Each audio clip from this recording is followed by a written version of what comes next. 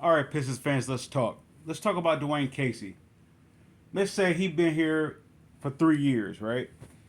Uh, Within that 3 years, I want to say maybe 4 years. Maybe he's been here 4 years. I'm not sure. And let's say the first 2 years. Is it safe to say that he has been criticized of the team's wins and losses, or let's say the overall development of going forward out of the bottom of the league or being from the bottom of the league? All right, let's go ahead and accessorize that, or not accessorize it, but actually critique that. I'm going to be Dwayne Casey's advocate.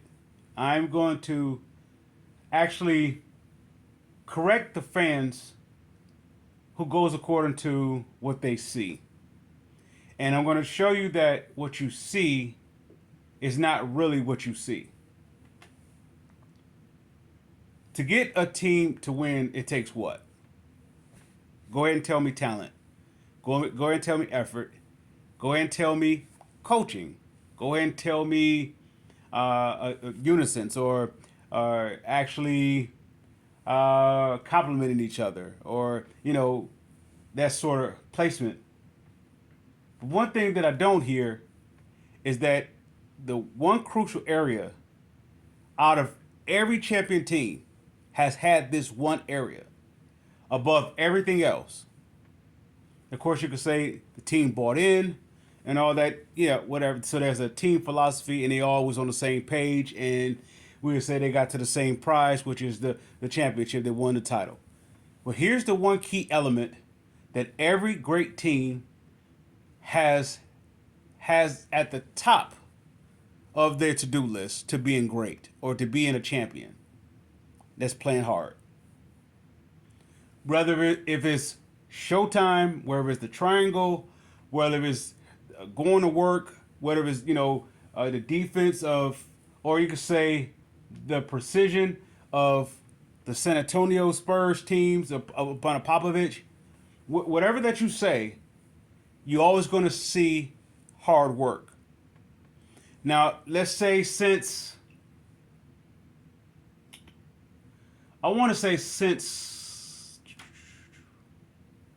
Larry Brown left, we start to see that hard work slip, little by little by little by little, and it got to the place of Dwayne Casey. By the time it got to who came before Casey, was it Stan Van Gundy? So before Stan Van Gundy, I think you had Mo Cheeks and Michael Curry. You had different other coaches, I believe, and you would see the effort slipping slowly but slowly but slowly. So about time when the going to work crew was gone, and it's time for the next tier to take over, which would have been the Rodney Stuckey, the Aaron Follows, Amir Johnson, Jason Maxiels, that group. You saw the effort slip, slip, slip, slip, slip. So soon the going to work crew start to one by one leave. Now you get to this third group, which is who is the third group? I want to say the Brandon Jennings, Ben Gordon, Charlie Villanueva, that group. I want to say Josh Smith. There is no effort. There's no effort. Or there's effort, it's just not maximized in comparison to the going to work crew, right? And then after you scrap them out, you go to a next tier, which is the Andre Drummond, the Blake Griffin, the Reggie Jackson, and you see little effort. Little effort. Now you crap them out, or you scrap them out, and you go with Svi, you go with, let's say, Luke Kennard, the Christian Wood, Derrick Rose. You go through that tier, even the Morris brothers, you go through all that, and you see little effort. Little effort. Now, we get to Dwayne Casey, which is during that time, he's implementing this one key element: playing hard. If you didn't play hard, you didn't play. Now, this is the one gripe that the fans have. Okay, they would say, well, he should be fired because he's not playing his best players. His substitution is terrible. He'll play, let's say Joseph over this player. He'll do this over that. He's taking away the minutes from this or that. He's only going to play players that play hard. Now, why should that be significant for the Pistons fans? Because that's your Pistons DNA. That's your tradition. Every championship team here has played hard, or they outplayed their opponent. And that's the reason why they won, because they outplayed their opponent. Now, if you were to look on the YouTube clip, you'll see Kobe Bryant and Shaquille O'Neal saying the reason why they lost to us is because of this certain insufficiency on Kobe's part, of him saying that if he'd have got the team more aligned, they would have won. So he just basically just took down Shaq and said, like, Shaq is not the leader. That's the very reason why they imploded. Shaq wasn't the leader. Kobe became the leader. But Kobe is like let's say a specialist, right? He's a guy who demand perfections, right? So he has a high standard. Yet he's playing with a guy who doesn't have those standards. So they fell apart. But he went against a team who has those standards. He went up against a team who played hard. Not a quarter, not half of a quarter, 4 quarters for a 7-game series. And so much so, it was considered a 5-game sweep. I say that to say this with this current team. If there's one thing that you could say above all else, you could say, in the midst of all the losing, in the midst of the criticism that this team haven't progressed, you could say all the injuries, you could say all, this or that, or they're really lacking talent. They don't have this type of player. They don't have, this. You can say that about every team. But the one thing you would not say, this team does not play hard. What's the evidence? The evidence is they have a losing record. They are what? At least the top or the bottom, let's say, I would say the worst, third worst team in the league. They are the third worst team, if not the second, if not the first worst team. And they play hard, even though they're going in with a target on their back for being a losing club. They play hard. That's even from the guys who played the 10-day contract. Now, of course, we can say the guy plays for the 10-day contract. They're playing for a contract. Well, that's all the proof of, actually, the stamp of approval for Casey's development. Even the guys that's coming in have something to prove. They don't have to come here for a 10-day. Detroit asked to sign them for a 10-day, and they agreed to it, and they agreed to it. So they're here. But that if they don't play hard, they don't play. Now, you have the gentleman by the name of Omarori, Eugene Omarori, and I think it's Hampton. They play hard. Now, the guy who I look for to make this team is Omarori. I'm looking for him to make this team, not just for the 10 days, for next season. He actually makes the second unit that much more elite. Let's say, for example, if you have the likes of him, Hamadou, Killian Hayes. If you go with Stewart,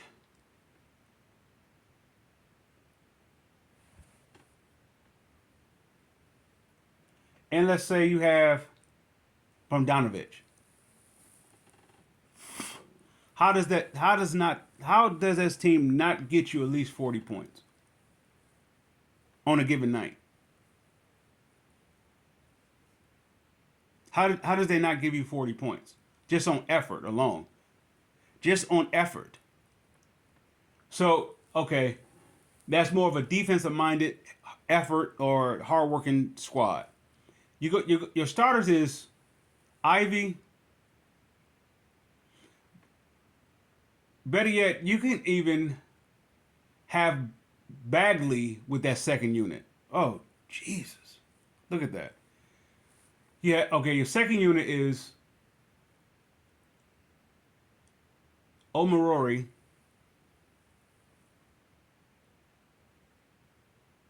Killian, Hamidou, Bagley, and let's say Stewart. And also, you have Romanovic if you haven't traded him in all season. Just look at that alone. That's your bench. Your starters can be Cade, Ivy, potentially the rookie that you're going to bring in, Duran, and Wiseman. How do you not become a 50-win team? Next year, our projected team is going to win 50 games. They're going to turn around a season drastically based upon they play hard. That's their foundation. They play hard and they learn how to play smart, which is actually increasing or allowing the talent to come out. This is why, say for example, this is why Ivy took the next step instead of hitting the turning curve or the curve. They say the second year curve or all that. Instead of him hitting that, he actually went around it. Look at him since the All-Star break. Of course, he's been hurt the last game. Outside of that, you see his playing has increased. His efficiency has increased. His intensity has increased. The preparation of hard work took him into the All-Star break. The All-Star break is where you go up against the competition of your peers, right? That's where you really show your showcase. You show the world what you can do, all right? And it actually grooms you to come back to your team to be a more efficient player for your ball club. This is why he took the next step. Don't get me wrong. He put in the work. He put in the hard work, and that's all in consideration. Yet, if Dwayne Casey doesn't have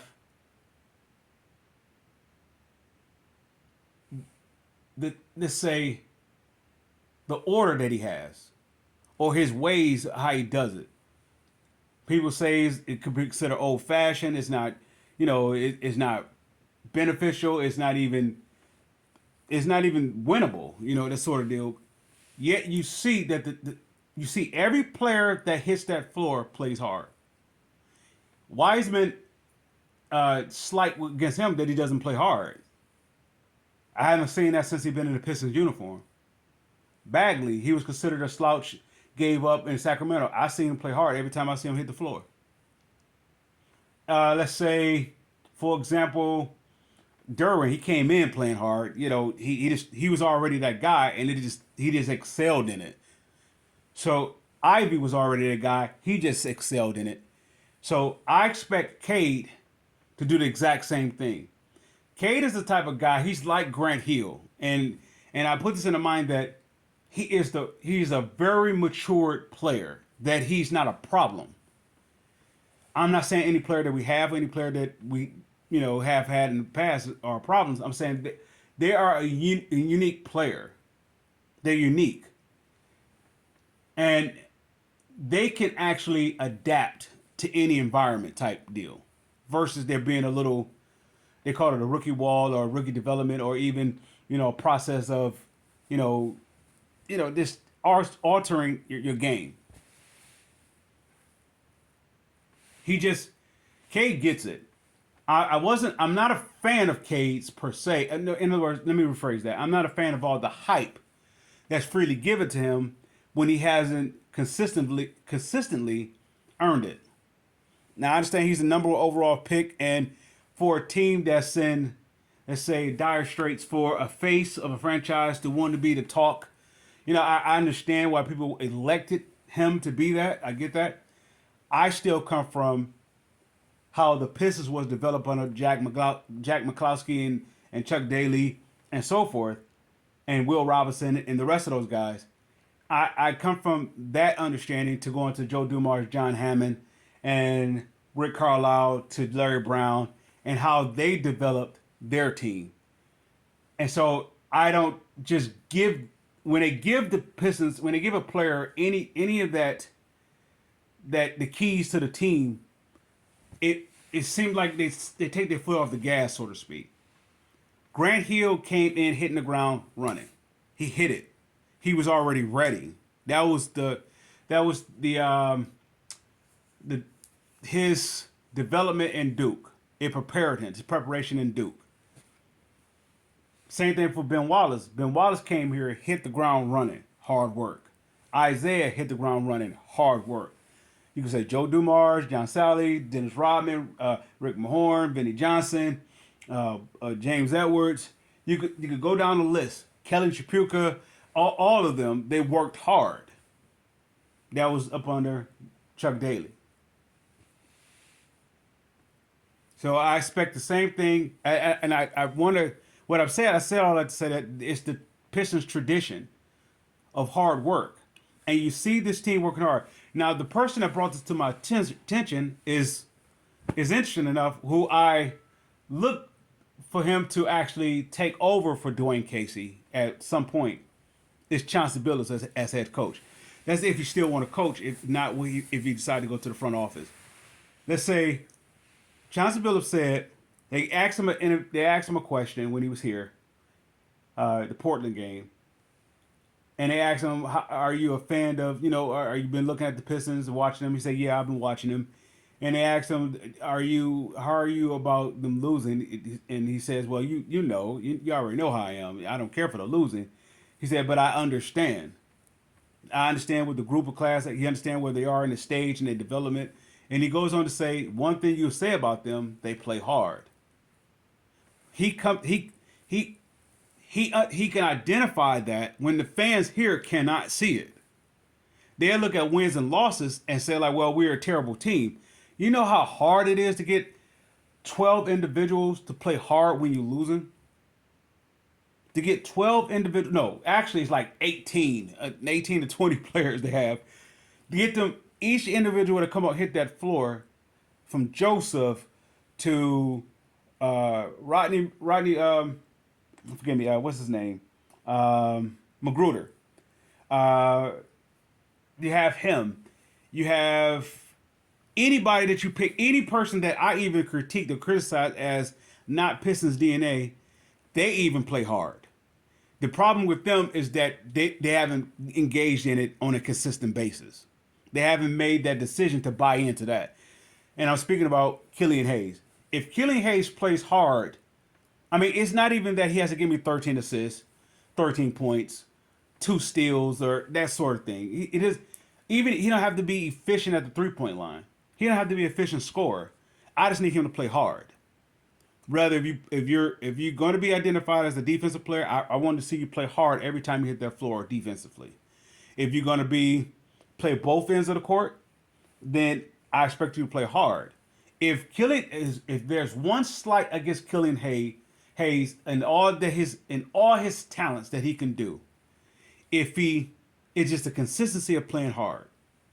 If he plays hard, there's no telling what he can become. He's a walking triple double. Matter of fact, every guard with the last 3 drafting of our guards, they are walking triple doubles. That even includes Ivy. Some may get it a little easier than others because of size or that sort of placement, but nonetheless, all 3 of them are walking triple doubles. Just effort. So this team is buying into a culture which is just full of effort. They just play hard. They play hard. So it's a going to work bad boys type deal with a part 3 of this, and they just go hard, man. I mean, they play hard.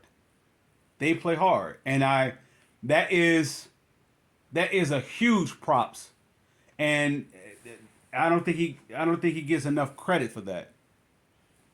Dwayne Casey, and that goes all the way up to, of course, Troy Weaver. That goes all the way up. I believe they're on the same page of that they want their players to play hard. Then the next step is now them playing as a unit, playing hard. That means every player that hits that floor, they coming in 100%. Even if they're losing, they coming in at 100%. Once they do that, once the players buy in and say, even when we lose, The game is the motto is if we lose, but we won't lose with a lack of effort. You're gonna really have to outwork us to beat us. Once this team, these players buy into that concept, it's over. Because the rest of the league doesn't work hard. Let's say for the ones that work hard are the ones who are the champions. For the likes of the Bucks, let's say Boston, Golden State, they play hard, so they get rewarded. Don't get me wrong, they have talent. Yeah, but if they, let's say for example Golden State, if they shot only but threes but didn't play hard, you think they'll win? No, they wouldn't win. You're not going to make every three. You're not going to make every shot. But your effort picks up the slack of the shots that you miss. Because if you can outwork your opponent, you're pretty much going to win the game. How do I know? The Going to Work crew won without a superstar. And the team they went up against had four of them. That's how they won. They outworked them. There's no X's and O's can do anything about that. You can't out coach effort. You know what I mean? So there's nothing that in all Phil Jackson and all his his accomplishments that he was able to achieve, he couldn't out coach hard work. His team didn't show up. With that said, Pistons fans, I salute.